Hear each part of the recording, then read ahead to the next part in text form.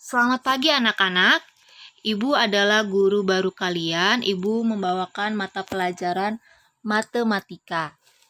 Nama ibu sendiri adalah Friska. Nah, untuk materi kita di ajaran baru ini, yang pertama yaitu persamaan kuadrat. Nah, persamaan kuadrat nanti Ibu akan menjelaskan apa itu definisi persamaan kuadrat, bagaimana menentukan akar-akar persamaan kuadrat, terus apa aja jenis-jenis akar persamaan kuadrat, dan yang terakhir rumus, jumlah, dan hasil kali akar-akar persamaan kuadrat. Nah, yang pertama kita langsung masuk aja ke definisi persamaan kuadrat. Nah, persamaan kuadrat. Kalau dibilang persamaan berarti ada tanda sama dengan. Kuadrat kita tahu sendiri yaitu pangkat 2. Jadi persamaan kuadrat itu adalah persamaan di mana variabelnya pangkat tertingginya adalah 2. Kita udah pernah mungkin dengar di SMP A dan B itu adalah koefisien, X-nya itu adalah variabel, C-nya itu adalah konstanta. Nah, di dalam persamaan kuadrat A-nya ini tidak boleh sama dengan 0. Tapi harus 1, 2, dan seterusnya. Mungkin di sini masih mudah. Lihat contohnya. Contoh yang pertama, X kuadrat tambah 4X tambah 2 sama dengan 0. A-nya kita tahu 1, B-nya 4, C-nya 2. Yang nomor 2, A-nya 5, B-nya 13, C-nya 6. Mungkin masih mudah di sini. Yang kedua, kita melihat menentukan akar-akar persamaan kuadrat. Ada 3 caranya, yaitu yang pertama dengan cara faktorisasi, atau sering kita sebut dengan memfaktorkan. Yang kedua, melengkapkan bentuk kuadrat sempurna. Yang ketiga, dengan rumus A, B, C. Nah, yang dengan faktorisasi, kita melihat kita akan ubah bentuknya ke dalam akar-akar seperti ini. X tambah P kali X tambah Q sama dengan 0. Kenapa ada P dan Q? Inilah yang akan kita cari, nilai P dan Q-nya. Bagaimana dengan mencari nilai P dan Q? Kita melihat bilangan mana yang dijumlahkan. Jika P dijumlahkan Q itu hasilnya harus si B. Dan P dikali Q harus hasilnya si C. Kita jadinya di sini seperti teka-teki. Jika dijumlahkan hasilnya B dan dikalikan hasilnya C. Nah, kalau udah dapat hasil P dan Q-nya ini, maka kita masukin ke bentuk ini. Setelah itu kita operasikan satu-satu. X tambah P sama dengan 0, X tambah Q sama dengan 0. Setelah itu nanti dapat deh nilai X-nya itu. Itulah nilai X akar-akar persamaan kuadrat. Nah, kita lihat contohnya. Tentukan akar-akar dari X kuadrat tambah 5X tambah 6 sama dengan 0. Nah, A-nya ini 1, B-nya 5, C-nya 6. Kita tahu tadi. Nah, kan tadi dibilang kalau P tambah Q harus si B, harus 5. Kalau P kali Q harus si C, harus 6. Artinya kita harus mencari dua bilangan jika dikalikan hasilnya 6 dan dijumlahkan hasilnya 5. Nah, dapat deh bilangannya itu 3 dan 2. Jadi kita ini seperti teka-teki. 3 kali 2 itu 6, 3 tambah 2 itu 5. Kalau udah tinggal kita masukkan ke rumus X tambah P tadi, X kali Q, X tambah Q. Setelah itu, X tambah 3 sama dengan 0, dapatlah X-nya min 3. X tambah 2 sama dengan 0, dapatlah X-nya sama dengan min 2. Kedua ruas dikurang 3, ini kedua ruas dikurang 2. Itulah dengan cara faktorisasi. Sebenarnya ini yang paling mudah. Kita lihat lagi dengan yang nomor 2, dengan cara yang kedua, dengan melengkapkan kuadrat sempurna. Nah, di dalam kuadrat sempurna ini ada 3 syaratnya. Yang pertama, jika koefisiensi X kuadrat ini harus 1. Kalau belum 1, kita bagi bilangan itu dengan koefisiennya sendiri. Misalnya, ini 3X kuadrat. Berarti semua ruas kiri dan ruas kanan, itu harus dibagi 3. 3 bagi 3, 1. Nah, nanti dapat 1 di X kuadratnya ini. 0 juga harus dibagi 3, BX juga harus dibagi 3, C juga dibagi 3. Tapi, kalau udah 1, X kuadratnya ini tidak perlu lagi dibagi. Yang penting nilai X kuadrat itu harus 1. Bukan nilai X ini ya, X kuadrat. Baru syarat yang kedua, tambahkan ruas kiri dan kanan dengan kuadrat dari setengah koefisien X. Mana koefisien X? B. setengah dari B itu kita jumlahkan di ruas kiri dan ruas kanan. Misalnya B-nya itu 4. Setengah dari 4 itu 2. Berarti di ruas kiri ditambah 2, ruas kanan juga ditambah 2. Yang untuk yang ketiga, ruas kiri ini akan bentuk menjadi kuadrat sempurna, sedangkan ruas kanan disederhanakan. Maksudnya kuadrat sempurna kayak gini. Ini tuh bukan kuadrat sempurna karena dia berbeda angkanya. Kalau kuadrat sempurna sama dia, misalnya X tambah 3, di sini juga X tambah 3. Jadi bisa disederhanakan menjadi X tambah 3 pangkat 2. Itu kuadrat sempurna. Terus, contohnya, kita lihat. 2X kuadrat tambah 4X kurang 6 sama dengan 0. Nah, tadi syarat yang pertama itu koefisien si X kuadrat ini harus 1. Ini masih 2, berarti kita sama-sama bagi 2. Dapat di hasilnya. Nah, minus 3 ini kita sama-sama jumlahkan 3 biar hilang minus 3 di sini. Berarti di minus 3 tambah 3, 0, 0 tambah 3, 3. Inilah syarat yang pertama. Yang syarat yang kedua tadi harus dijumlahkan setengah koefisien si X. Koefisien si X kan ini 2. Koefisien X ya, bukan koefisien X kuadrat. Koefisien X 2. Setengahnya itu kan 1. Berarti dijumlahkan 1 yang ruas kiri, yang ruas kanan juga 1. Dijumlahkan 1. Hasilnya 4. Nah, inilah kuadrat sempurna. Kenapa dia bisa X tambah 1 kuadrat? Karena dia kalau dikalikan X tambah 1 dikali X tambah 1 itu hasilnya X kuadrat tambah 2X tambah 1. Inilah dibuat kuadrat sempurna.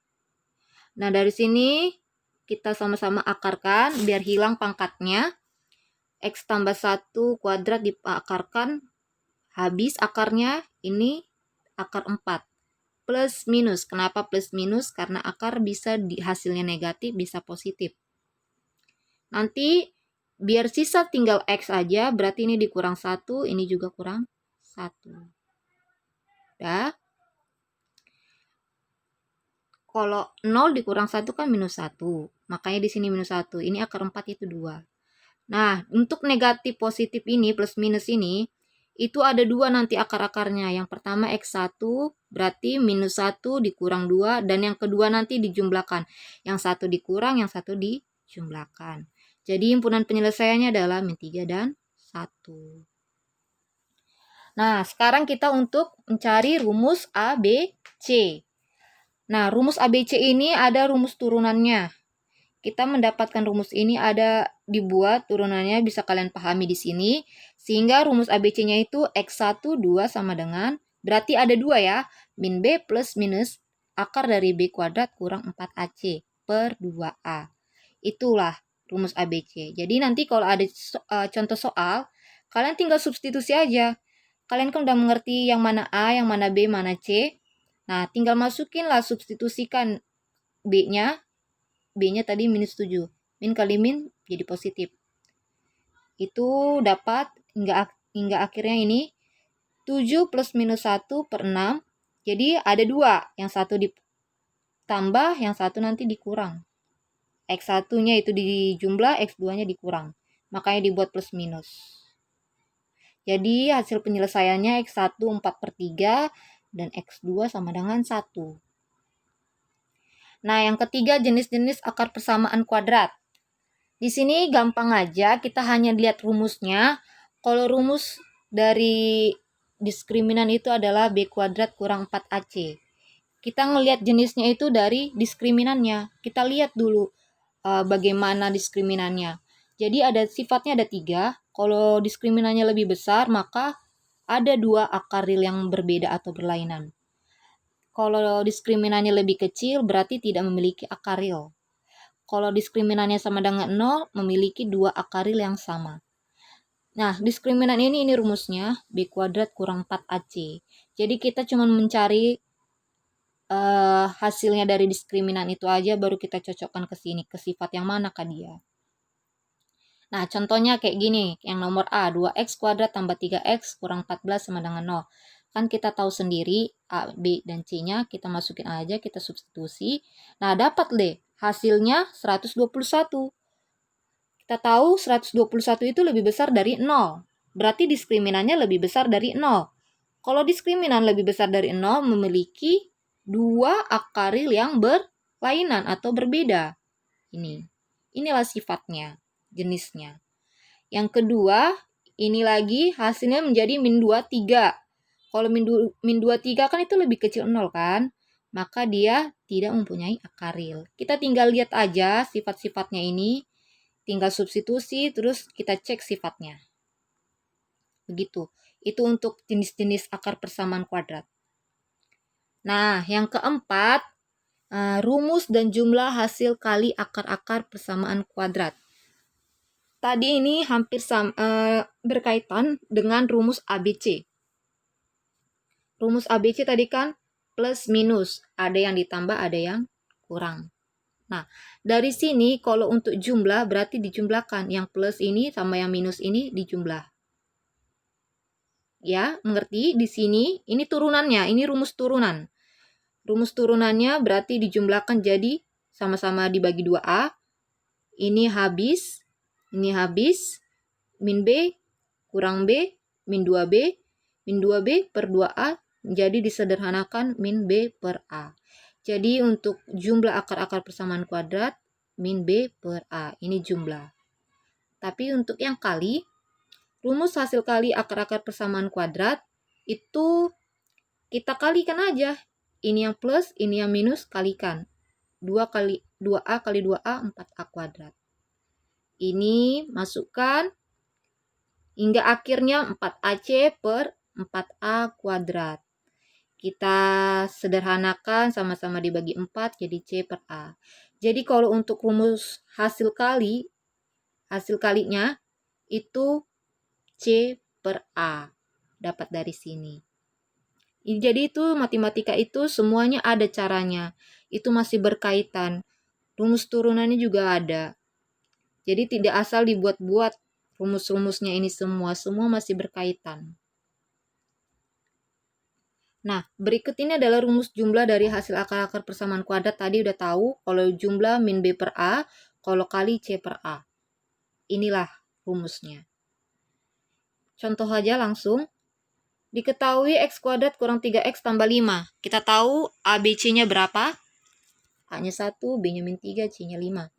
Kalau kita disuruh mencari jumlahnya, X1 tambah X2, itu berarti jumlahnya langsung min B per A. Min B-nya berapa? Min 3. Min 3 kali min 3, 3. 3 per 1, 3. Kalau min kali min positif. Ini untuk hasil kalinya. Hasil kali rumusnya C per A. Langsung saja 5 per 1 sama dengan 5. Terus yang ini untuk yang C. X1 tambah X2 kuadrat. Ini disederhanakan lagi. Rumusnya menjadi X1 tambah X2 kuadrat dikurang 2 kali X1 X2. Nah, X1 tambah X2 tadi berapa? 3. Masukin aja 3 di sini. Terus kuadratkan dikurang 2 kali X1 kali X2 5. Berarti 2 kali 5, 10. 9 kurang 10 sama dengan 1. Ya, sampai situ mungkin pembelajaran kita hari ini. Materi kita hari ini. Semoga kalian mengerti apa yang Ibu terangin untuk materi hari ini. Ibu harap soal-soalnya juga dikerjakan dengan baik. Semua ada, rumus-rumusnya juga ada. Kalian tinggal mencari rumusnya, terus teliti. Semoga kalian dapat menjawab soal-soal dengan benar. Dan catatan, semua soal nanti harus ada jalannya yang lengkap dan rapih. Oke, sampai jumpa materi berikutnya untuk minggu depan. Selamat mengerjakan.